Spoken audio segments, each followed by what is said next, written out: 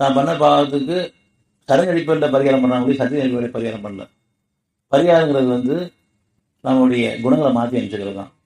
அமைச்சவன்ட்ட கேட்குறது. என்னுடைய பாவத்துக்கு பரிகாரம் நான் மற்றவங்களை பொறுத்து வச்சு மன்னிச்சு சமாளத்தை விரும்புறதும், எனக்கு தீமையான ஒன்றையும் நன்மையான குணங்களை வாழ விரும்புறது தான் பரிகாரத்தினுடைய. நம்ம அதை விட்டுட்டு குணங்களை மாற்றி அமைக்காம வெளிப்படையாக பாடக்கூடிய ஒவ்வொரு பரிகாரம் சடங்குகள் தான். அதில் எந்த நன்மையும் கிடையாது. இன்னும் பாவங்கள் அதிகமாக தான் ஆயிட்டு இருக்கும். அப்படி பெரும்பாலும் நம்ம சடங்கு தான் பெற்றிருக்கோம். அப்படின்னா மருத்துவன்ற முறையில் நிறைய கஷ்டங்களை அனுபவிச்சுட்டு இருக்கோம்.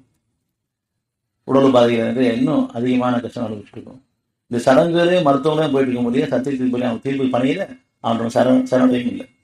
ஆகவே உங்கள் இறைவனை பற்றிய நீங்கள் எண்ணிய உங்களுடைய இந்த எண்ணம் தான் உங்களை அடித்து விட்டது. ஆகவே நீங்க நஷ்டமடைந்தவர்கள் ஆகிவிட்டீர்கள். நம்ம நஷ்டவாளி இருக்குன்னு சொன்னா இறைவனை பற்றிய அதிர்ச்சி இருக்குது. இறைவன் ஒருவன் தான் அந்த சத்தியத்துக்கு பணி இல்லை. எப்படியோ பிரச்சனை செய்தா போந்துட்டு எல்லா மதம் சம்மதம் சொல்லிட்டு எல்லா பக்கம் போக ஆரம்பம். எது சொன்னாலும் செய்வோம், சொல்றதெல்லாம் கேட்போம். ஆனா இறைவன் சொல்ல மட்டும் கேட்க மாட்டோம். இறைவன் சொல்ல அவங்க பாவத்துக்கு மன்னிப்பு கேளுங்க, நன்மையும் தீமையும் பிற தருவாரா தன்வினை தன்னைக்கிடும் அப்படின்னு பாவத்துக்கு மன்னிப்பு சொன்னா நான் என்ன பாவம் பண்ணேன், நான் என்ன கொலை பண்ணேன், கொள்ளையடிச்சேன் அப்படின்னு கேட்குற கேள்விக்கு என்ன பதில்? நம்ம எல்லாருமே ஒவ்வொரு நாளும் மற்றவங்க மனசை கஷ்டப்படுத்திட்டு இருக்கோம். அதுவும் கொலை தான். அப்படி யாரும் இல்லாத நம்ம யாருமே யார் மனசையும் கஷ்டப்படுத்துறது இல்லைன்னு சொல்ல முடியாது.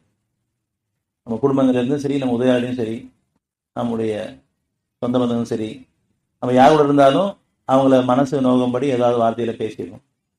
அதை உணர்ந்து மணி கூட கேட்கறது கிடையாது. தான் பேசுறத நியாயப்படுத்துற அளவுக்கு நம்ம ஒவ்வொரு நாளும் குடும்பங்கள்ல நம்முடைய மனைவியோ கணவனையோ அல்லது பெற்றோர்களையோ பிள்ளைகளையோ அல்லது சகோதர சகோதரிகளையோ நம்ம மனசை நோகடிக்காம இருக்கிறது கிடையாது. அப்படி மனசை நோகடிக்கும் போது அதுவும் குறை தான். அதுதான் முக்கியமான குறை. வெளிப்படையா பண்றது மட்டும் குறை கிடையாது. எப்ப மனசை கஷ்டப்படுத்தணும் அது குறை தான். இந்த பாவத்துக்கு நம்ம மன்னிப்பு கேட்கணும். இதுவரைக்கும் கேட்டிருக்கோமா? நம்மளை யாராவது பேசினா மனசு வலிக்குது, மனசு கஷ்டப்படுதுன்னு சொல்றோம். அந்த கஷ்டத்தை பல பேர் கொடுத்ததன் காரணமாக தான் இந்த கஷ்டம் நமக்கு வந்திருக்கு. அதை உணரணும். அதுக்காகத்தான் இந்த சூழ்நிலை உருவாயிருக்கு.